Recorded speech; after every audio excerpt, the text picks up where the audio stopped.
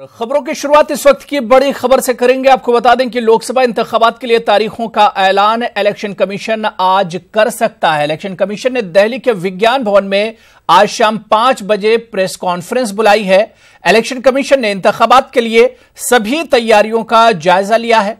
कल election commission ने एक मीटिंग तलब की थी जिसमें इलेक्शन से मुतालिक तैयारियों का जायजा लिया गया था। बताया जा रहा है कि लोकसभा इंतखाबात अप्रैल और मई में हो सकते हैं, वहीं मई के तीसरे हफ्ते में वोटों की गिनती भी हो सकती है। लोकसभा के इंतखाबात के साथ ही आंध्र प्रदेश, सिक्किम, अरुणाचल प्रदेश और ओडिशा में भी असेंबली इंतखाबात के लिए तारीखों का ऐलान आज मुमकिन है।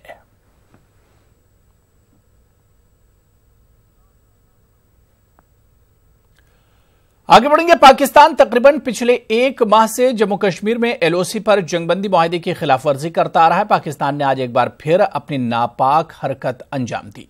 पाकिस्तान ने जिला पुंछ के बलनोई और मंगकोट सेक्टर में एलओसी पर सीज फायर की खिलाफवर्जी की।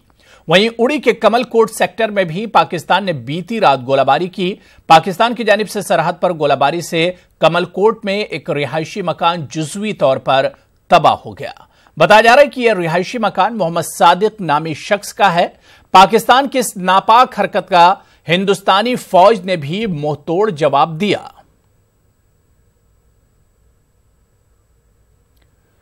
वज़ीर आज़म नरेंद्र मोदी गाजियाबाद में सीआईएसएफ के 50वीं यौम तासीस तकरीब में शामिल हुए। वज़ीर आज़म ने शहीद स्मारक पर खिराज अक़ीदत पेश किया। वज़ीर आज़म ने जवानों को एजाज से भी नवाजा। पीएम मोदी को सीआईएसएफ की जानिब से सलामी दी गई। वज़ीर आज़म ने अपने खिताब में सीआईएसएफ की बहादुरी और कौमी सलामती में सीआईएसएफ के कारनामों को सराहा।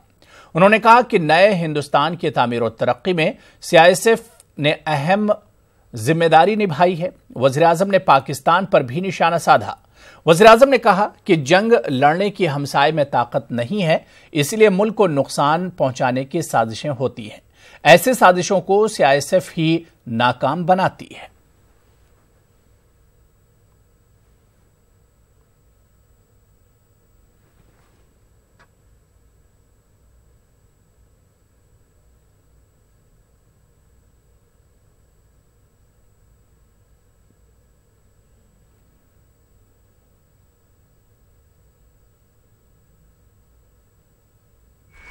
एक संगठन के नाते आपने जो 50 वर्ष पूरे किए हैं वह अपने आप में बहुत ही प्रशंसनीय उपलब्धि है। जब यहां परेड चल रही थी तो मैं वो ऊर्जा, वो संकल्प अनुभव कर पा रहा था जो वैभवशाली भारत के निर्माण के लिए आवश्यक है।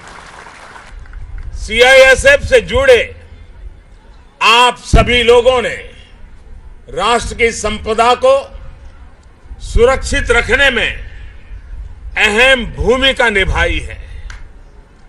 नए भारत की नई और आधुनिक व्यवस्थाओं को सुरक्षित करने के लिए देश की आशाओं और आकांक्षाओं को सशक्त करने के लिए आप निरंतर आगे बढ़ रहे हैं।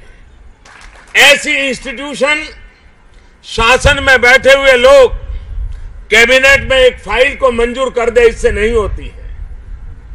50 साल तक लगातार हजारों लोगों ने आवश्यकताओं को ध्यान में रखते हुए उसको विकसित किया है, तब जाकर के ऐसी इंस्टीट्यूशन बनती है और देश के लिए एक बहुत बड़ा विश्वास का संबल बन जाती है। और इसलिए आपको जितनी बधाई दूं उतनी कम है।